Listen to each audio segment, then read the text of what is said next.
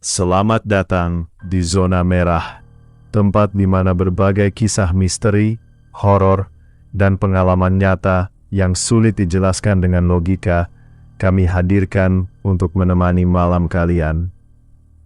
Liburan akhir tahun seharusnya menjadi momen yang menyenangkan, berkumpul bersama keluarga, menikmati suasana pegunungan, dan menciptakan kenangan indah yang sulit dilupakan.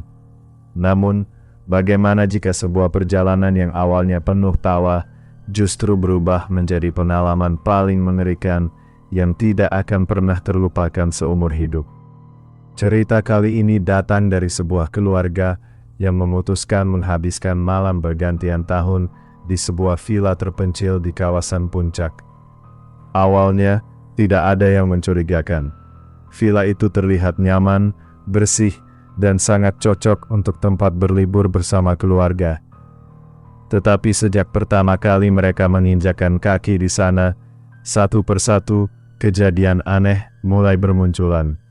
Mulai dari penampakan sosok misterius di kolam renang, anak kecil yang tiba-tiba berubah sikap, hingga teror yang diduga berasal dari penghuni tak kasat mata yang telah lama menghuni tempat tersebut. Benarkah semua itu hanya kebetulan? Ataukah ada rahasia kelam yang tersimpan di balik kemegasan villa tersebut? Sebelum kita masuk ke ceritanya, jangan lupa bantu dukung Zona Merah dengan menekan tombol subscribe, nyalakan lonceng notifikasi, dan tinggalkan tombol like serta komentar jika kalian menyukai konten-konten horor seperti ini. Sekarang, siapkan diri kalian, atur posisi senyaman mungkin, dan jika kalian cukup berani, matikan lampu kamar. Mari kita masuk ke dalam kisah horor yang bermula dari sebuah mini touring sederhana, tetapi berakhir dengan teror mengerikan dari sebuah villa angker di kawasan puncak. Dan inilah kisahnya. Suami Mbak Gita, yang sebut saja namanya Mas Sigit, adalah seorang driver ojek online yang supel dan ramah. Ia aktif mengikuti berbagai kegiatan sosial di komunitas ojolnya untuk menambah pertemanan dan mempererat persaudaraan di antara para pengemudi. Berkat keaktifannya tersebut, Sigit banyak bertemu kawan baru yang sering membantunya menghadapi berbagai kendala saat bekerja di jalan. Ternyata, persahabatan dalam komunitas ojol mereka tidak hanya sebatas di jalan raya. Para istri mereka pun saling mengenal karena sering mengikuti acara gathering keluarga yang diadakan oleh panitia komunitas. Singkat cerita, menjelang libur akhir tahun 2017, ketua komunitas mengadakan acara mini touring yang rencananya dilaksanakan di Sukabumi. Namun karena banyak anggota yang jadwalnya berbenturan dan tidak bisa ikut, acara tersebut akhirnya dibatalkan. Hal itu membuat Mas Sigit cukup kecewa. Padahal ia sudah mempersiapkan diri jauh-jauh hari untuk mengikuti kegiatan tersebut. Meski begitu, ia tidak putus asa. Sigit kemudian mengajak dua temannya, Eko dan Wasidin, untuk mengadakan mini touring sendiri bersama keluarga mereka, dengan tujuan menginap di sebuah villa di kawasan puncak. Ide tersebut disambut baik oleh Eko dan Wasidin. Terlebih lagi, Wasidin yang merupakan asli orang Bogor, cukup paham mengenai tempat-tempat wisata, jalur perjalanan, serta penginapan murah yang bisa menampung 3 keluarga sekaligus. Pada hari yang telah ditentukan, Mas Sigit dan Mbak Gita membawa kedua anak mereka, Aslan dan Lintang, beserta perlengkapan pribadi untuk perjalanan tersebut. Mereka berangkat dari Jakarta pukul 5 pagi setelah salat subuh. Saat tiba di titik kumpul di bawah jembatan halte Cawang, keluarga Eko dan keluarga Wasidin ternyata sudah menunggu. Sebelum touring, seperti biasa kita berdoa dulu ya, ujar Mas Wasidin selaku pemimpin rombongan. Setelah semuanya siap, 3 motor mereka pun melaju menembus dinginnya udara pagi. Urutan rombongan adalah sebagai berikut. Paling depan, motor Mas Wasidin bersama istri dan anaknya yang berusia 7 tahun Timo. Di belakangnya, motor Mas Sigit yang membonceng Mbak Gita serta kedua anak mereka Aslan yang berusia 5 tahun, dan Lintang yang masih 1,5 tahun. Posisi terakhir ditempati Mas Eko, bersama istrinya, Mbak Arum, yang saat itu sedang hamil 6 bulan. Mereka menikmati perjalanan dengan santai hingga memasuki kawasan puncak. Namun kesenangan itu berubah ketika mereka terjebak kemacetan parah akibat sistem buka tutup jalan dari arah kota Bogor menuju puncak. Lalu lintas benar-benar padat hingga nyaris tidak bergerak. Hampir 2 jam mereka terjebak di sana. Lintang mulai rewel karena kepanasan. Sementara itu Mbak Arum yang sedang hamil juga menahan keinginan untuk buang air kecil. Duh, Mbak Gita, kayaknya kita nggak bisa lanjut sampai atas. Baru mau naik ke puncak saja sudah macet begini. Kasihan Lintang nangis terus karena kepanasan. Aku juga dari tadi nahan buang air kecil, keluh Mbak Arum. Duh, gimana ya kasihan Mbak Gita sama Mbak Arum, bisik Teh Puspa kepada suaminya. Mendengar percakapan tersebut, Mas Wasidin mengangguk mengerti. Gitko, sepertinya kita ganti ke plan B saja. Tadinya aku mau ajak kalian menginap di villa dekat Bukit Bintang. Tapi karena keadaan darurat begini kita cari penginapan lain saja, ujarnya. Kami ikut Kang Idin saja. Kang Idin lebih paham daerah Bogor, jawab Mas Sigit. Sekitar 30 menit kemudian, mereka berhasil keluar dari kemacetan dan memasuki jalan alternatif yang lebih sepi. Meski jalannya sempit, rusak dan berkelok-kelok, perjalanan kembali terasa menyenangkan. Hamparan kebun teh yang luas di sisi jalan membuat rasa lelah mereka terbayar lunas. Di sepanjang perjalanan, mereka melihat beberapa villa yang disewakan. Mas Wasidin beberapa kali turun untuk menanyakan harga. 2 juta rupiah, Kang, sudah termasuk kolam renang, jawab salah satu penjaga villa. Namun, harga tersebut masih di luar anggaran mereka. Setelah mencoba beberapa tempat, akhirnya mereka menemukan sebuah villa lain. 3 hari 2 malam, 1,8 juta saja, Kang. Ada 4 kamar tidur, 2 kamar mandi, meja biliar, dan kolam renang. Setelah proses tawar-menawar, mereka berhasil mendapatkan harga 1,5 juta rupiah. Penjaga villa yang bernama Mang Cecep kemudian membuka gerbang dan mempersilahkan mereka masuk. Dari luar, bangunan 2 lantai bergaya rumah tahun 90-an itu tampak bersih, kokoh, dan terawat. Tidak ada kesan menyeramkan sedikit pun. Namun, saat pintu rumah dibuka, semilir angin lembab tiba-tiba menyapu ruangan. Bulu kuduk Mbak Gita seketika meremang. Ini kuncinya. Kalau ada apa-apa, bisa telepon atau WhatsApp saya. 3 hari lagi saya datang waktu kalian check out, ujar Mang Cecep sambil menyerahkan nomor teleponnya. Setelah itu, ia pergi meninggalkan mereka. Seluruh perabotan di dalam villa terlihat rapi dan bersih, tetapi semuanya tampak seperti barang-barang dari era 1990-an. Sofa, tempat tidur, televisi, kulkas, hingga dekorasinya terasa seperti membawa mereka kembali ke masa lalu.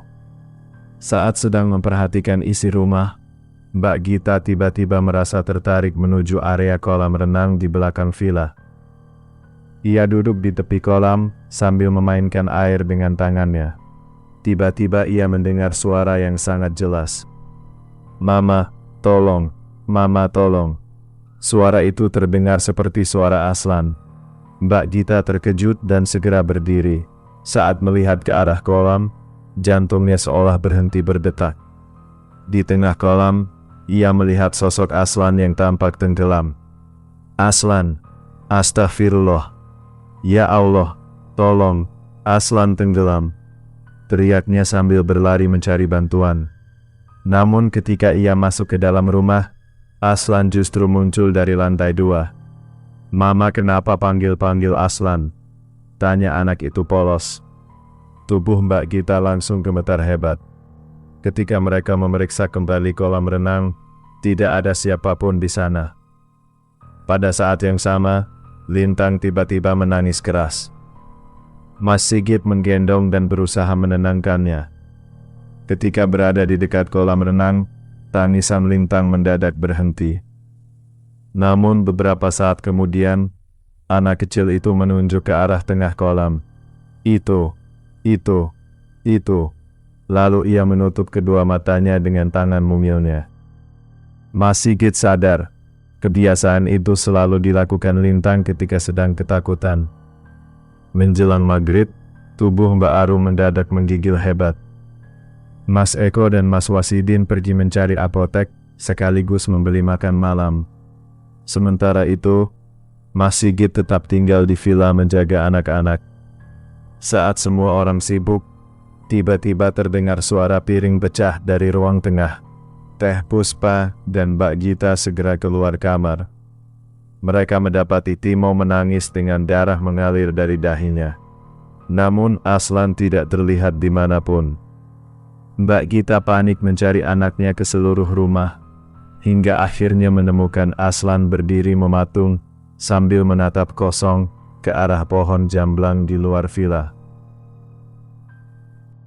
Ketika Mas Wasidin kembali dan melihat keadaan anaknya, ia langsung marah. "Sudahlah, kita pulang saja. Nggak benar ini. Mau liburan malah dapat musibah begini," bentaknya.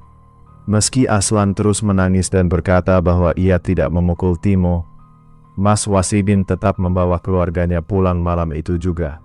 Di perjalanan pulang, Timo akhirnya bercerita, "Ayah, tadi sebelum Timo dipukul Aslan, Timo lihat ada pocong. Pocong itu serem banget. Tapi dia malah mendekati Aslan. Terus Aslan lari ke dapur, ambil piring dan mukul kepala Timo." Awalnya Mas Wasidin tidak percaya. Namun semakin dipikirkan, cerita anaknya terasa masuk akal. Sejak kejadian itu, perilaku Aslan berubah drastis. Ia sering melamun, tidak mau makan, bahkan terkadang tertawa sendiri di tengah malam. Puncaknya terjadi ketika Mbak Arum mengaku melihat sosok perempuan berambut panjang dan berkulit pucat yang berjalan menuju kolam renang. Saat sosok itu menoleh, wajahnya menyerupai kuntilanak yang sangat menyeramkan. Teriakannya membangunkan seluruh penghuni villa. Tak lama kemudian, Mas Sigit menerima telepon dari Mas Wasidin. "Cepat keluar dari villa itu. Villa itu angker. Anak saya sudah cerita semuanya," kata Mas Wasidin panik. Malam itu juga, mereka memutuskan meninggalkan villa dan kembali ke Jakarta. Namun sesampainya di rumah, keadaan Aslan tidak kunjung membaik. Ia sering menatap kosong sambil berkata, "Antar aku pulang. Aku mau sama Bunda. Ini bukan rumahku." Atas saran Mas Wasidin, mereka menemui pamannya yang dikenal memahami ilmu kebatinan. Baru saja mereka mengucapkan salam, sang paman berkata, "Habis dari mana kamu, Idim? Pulang-pulang malah bawa pocong kecil." Semua orang terdiam. Anak ini ditempeli pocong anak kecil. Bawa kembali ke rumahnya. Nanti sosok itu akan pergi sendiri. Mereka pun kembali ke villa bersama Aslan.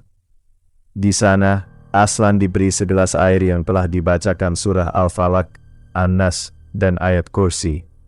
Begitu meminumnya, Aslan langsung muntah hebat. Setelah berkonsultasi kembali, sang paman mengatakan bahwa sosok yang mengikutinya telah pergi.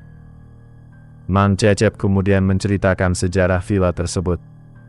Dahulu villa itu milik seorang pengusaha kebun teh bernama Pak Yus. Karena terlilit utang dan mengalami kebangkrutan, keluarganya mengalami berbagai tragedi. Anak laki-laki Pak Yus yang berusia 9 tahun ditemukan tewas tenggelam di kolam renang. Tidak lama kemudian, istrinya ditemukan meninggal dunia di kamar lantai 2 setelah menenggak racun. Sejak saat itu, rumah tersebut ditinggalkan dan sering dikaitkan dengan berbagai kejadian mistis. Banyak tamu mengaku melihat kuntilanak, pocong anak kecil, mendengar suara tawa anak-anak, hingga mengalami kesurupan. Setelah kejadian tersebut, kondisi Aslan perlahan kembali normal. Namun hingga sekarang, ia masih menjadi anak yang lebih penakut dibanding sebelumnya. Ia tidak berani tidur sendirian dan mengaku pernah melihat banyak sosok hantu di villa tersebut. Menurut pengakuannya, sosok yang paling menakutkan adalah kuntilanak dan pocong anak kecil yang sempat menguasai dirinya selama berada di villa itu. Dan itulah kisah malam ini di Zona Merah tentang sebuah perjalanan yang seharusnya menjadi momen kebersamaan, namun justru berubah menjadi pengalaman yang penuh ketakutan dan kejadian di luar nalar. Apakah semua yang mereka alami benar-benar gangguan makhluk tak kasat mata, atau hanya rangkaian kejadian yang sulit dijelaskan oleh logika manusia? Jawabannya mungkin akan berbeda-beda bagi setiap orang. Namun satu hal yang pasti, tidak semua tempat liburan menyimpan cerita yang indah. Ada kalanya, di balik tempat yang terlihat nyaman dan tenang, tersimpan kisah yang tidak ingin kita temui sendiri di dunia nyata. Terima kasih sudah menemani cerita ini sampai akhir. Jangan lupa untuk selalu berhati-hati dimanapun kalian berada, karena kita tidak pernah tahu apa yang sebenarnya ada di sekitar kita, meski tidak terlihat oleh mata. Sampai bertemu di cerita berikutnya di Zona Merah. Jangan lupa jaga diri, dan selamat beristirahat, jika kalian masih bisa tidur dengan tenang malam ini.